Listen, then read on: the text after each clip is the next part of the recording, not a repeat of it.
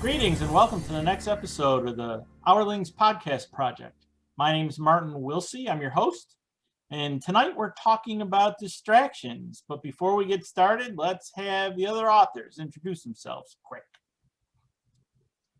Shay, you go first. All right. Hi, I am Shay. My writing name is S.C. McGowie. I write YA, and my fun fact is that I collect antique photographs of big game hunting in Africa, in Asia, and Australia, and I have over 100 of them, and my oldest one is from the 1850s. So it's a pretty fun hobby. Cool. Dave? All right, I'm David Keener. I write science fiction and fantasy, and I have often functioned as the big dog handler for various rescue leagues, where I invariably end up bringing one or two of the dogs home rather permanently. And my fun fact for today, when I wake up in the morning, I have really hilarious pillow hair. My wife is so amused by it, I just let it happen.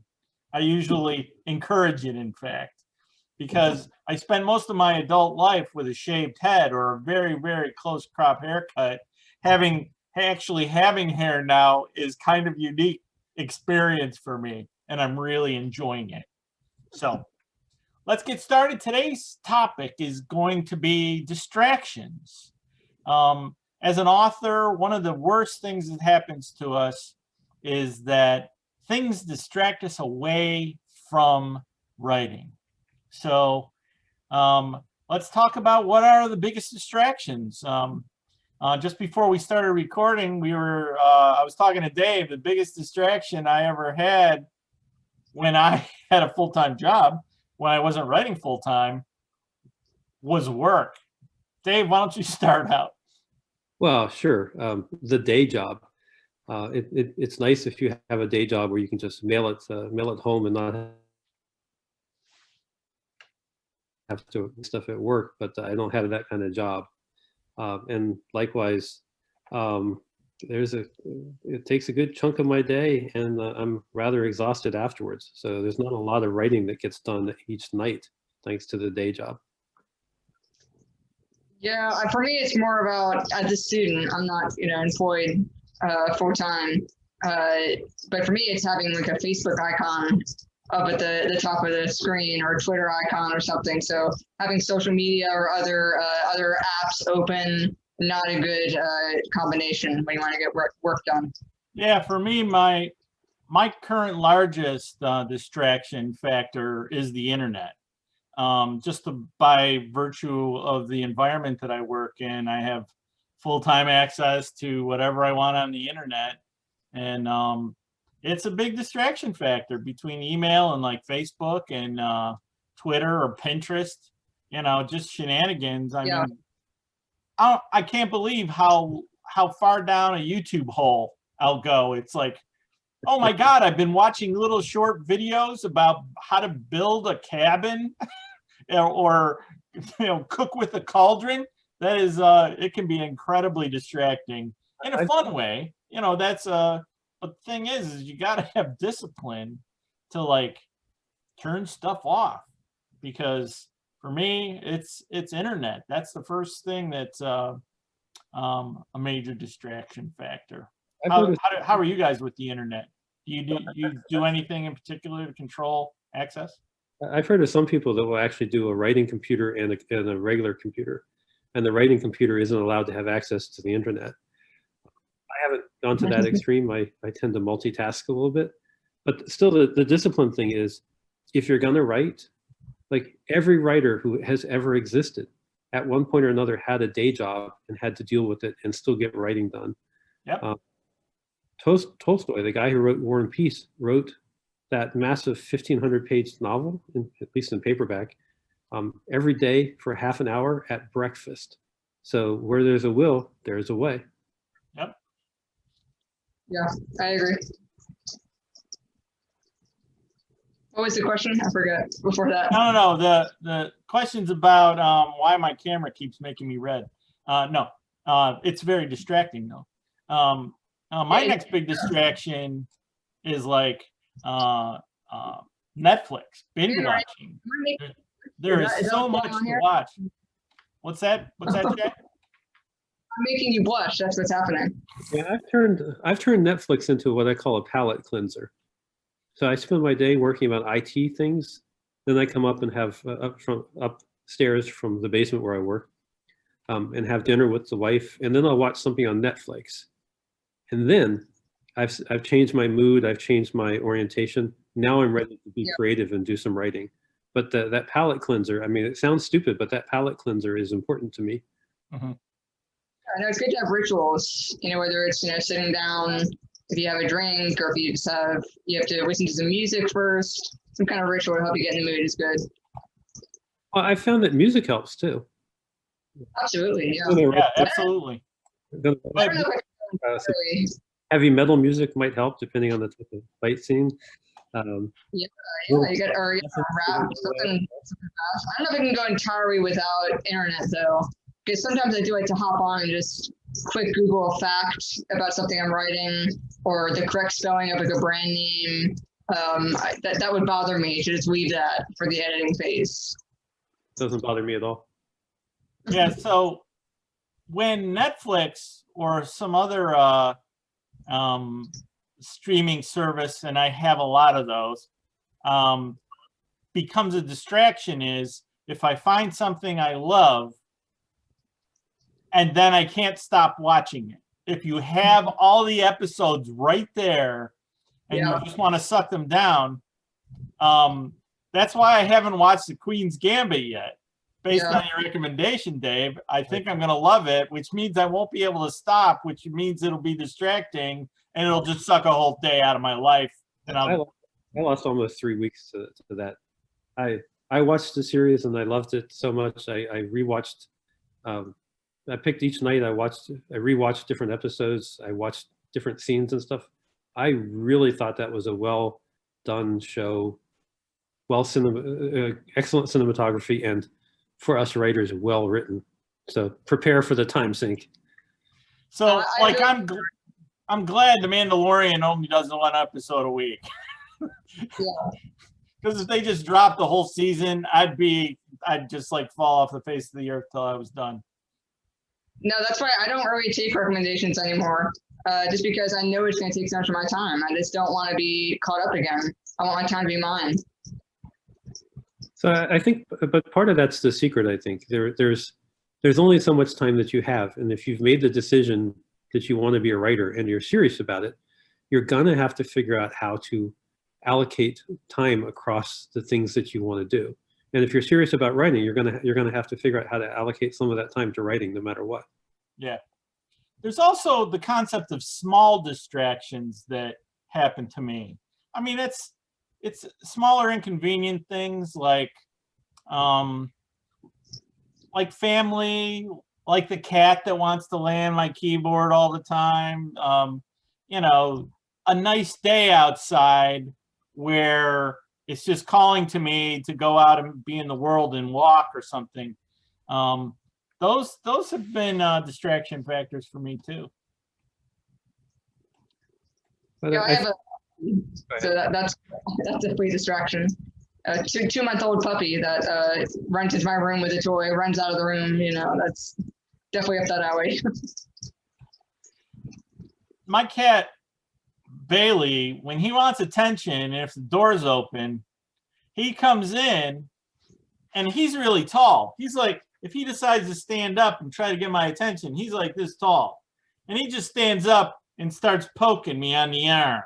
Wow. Pay attention to me, and if I ignore 3 pokes, he'll jump up and then consume the entire desk right here in front of me and will demand attention, which I then have to give him. Unless the small hand vac is handy, then I just turn that on, he flees, and I close the door. A laser pointer, a red laser pointer to distract the cat. It's the hand vac. It's the way I protect myself against the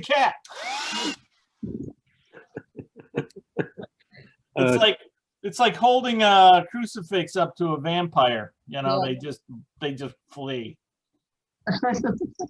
Right now, he's probably in the other room going, "Ah, what was that? Stupid camera." Anyway, I think there's a balance. I mean, you have to have a life. We're not meant to be monks just to sit and pounding on the keyboard, but at the same time, like I said, if you're serious, you're going to have to figure out a way to, use some discipline and allocate some time for writing. And you might fail for this week because you decided to watch the Queen's Gambit, but you'll be back next week feeling guilty for not and making sure you get your hours next week. Yeah, the most important thing about distractions for me is when I get momentum, my God, I get like so much more work done. And the work is actually better if I don't have to go back and like reiterate where I was and lose my place. It is a lot better if I can keep my momentum rolling. Yeah, it's tough to stop and start in that punctuated style. Yeah, another thing I had mentioned briefly, family. Now my kids are adults now. My daughter's 27. She's recently moved to Oregon, and she's now on the West Coast. This is going to be the first Christmas in 27 years that no children in the house. It's going to be weird. Aww. But I know a lot of authors with children, even small children. Like Stephanie, she was originally going to be here tonight. Not only does she have small children, she has COVID. Talk about distracting. Oh boy. And his face turns red again. In the holidays, it's hard to write during the holidays. You have to take care of yourself first. So COVID-19, recovering from that is more important than getting your writing in for a week. Health is important, eating right, getting exercise. Sometimes people think those are distractions, but they help. What I don't think you can do is I don't think you can magically wait around and just magically hope that the muse shows up and makes you write something awesome. I think the muse has to find you already writing on a regular basis before that kind of thing happens. Right. I agree. I'd also say you do have a lot of things distracting you in your life. It's still possible to get stuff done using like micro writing sessions. If all you have is half an hour, what can you do in half an hour? Can you write a paragraph? Can you do the start of a fight scene? Can you do this neat bit of dialogue between the mother and her daughter as the daughter goes off and joins the army? What can you do in that half an hour? I find that when I write even just a paragraph to come back to another time to finish the chapter, I feel so much more relieved when I open up that document that already has begun. Even if it's just a paragraph, it's motivating for me that I know I've already put a little bit of time into it. I mean, even if you can only do a page a day, a page is about 250 words, right? Even if you can only do a page a day, over a year, just that one page a day, that's 365 pages. Yeah. Right? That's a book. It might be it's a book. Some people can go to like out in the world into places and write. Now it doesn't happen as much as it used to, but I knew a lot of people that used to go because they had distractions at home, like small children. They would go to a coffee shop and write. I can't do that because that's too distracting for me. Too much going on around me. Yeah, I love that. I can go back before COVID-19. I could be perfectly happy having a drink and a cookie or something at Panera Bread with the music on in the background and all the people wandering around and the hum of voices didn't bother me at all. It made me feel comfortable. The joke about that, the joke is that writers go to places like Panera Bread and Starbucks and write so that people can see them writing and come up to them and say, "Ooh, are you an author? Ooh, is that a novel? Tell me about it." That's what we want, right? We want that attention. So that's true. I don't want to be interrupted at Panera Bread. Yeah, neither do I. Sure. You don't want someone coming up to you and saying, "Ooh, what are you writing?" No, I get enough groupies at the conventions. Yeah. That was a joke. Well, any final thoughts, guys, on distractions? How to avoid them? We're speechless because it's hard. It is hard, but You have to have discipline. I think you have to set some sort of schedule for yourself and do what you can to meet it. But I also think you have to be realistic. If you set yourself a goal of 1,000 words a day, but you have 2 young kids running around and all kinds of other stuff, you know, don't pick a goal that sets yourself up for failure. Pick something that you could actually accomplish and feel good about, rather than feeling guilty about failing at again and again and again. Pick a goal, make it smart, make it happen. Jay, anything? yeah, definitely plan for distractions. It's a part of writing. Know that you're not alone, that we all go through it. But like I said, for me, the best remedy is just to start just a little bit and leave that for myself for later on. If I don't have time right now, if I'm too distracted, just at least open up the Word document, at least add page numbers, you know, just do something to start getting that document ready to be written and make it easy for yourself to come back to it. Great. And for me, it's all about routine. You know, for me, when my routine works, my writing works. I get up, I make a pot of coffee, you know, 6 o'clock in the morning, I'm at my desk with the door closed and my wife well trained not to bother me while I'm writing. And that's the discipline part for me. And that makes it the easiest to avoid distractions. And then personal discipline with not, you know, binge watching, you know, The Queen's Gambit.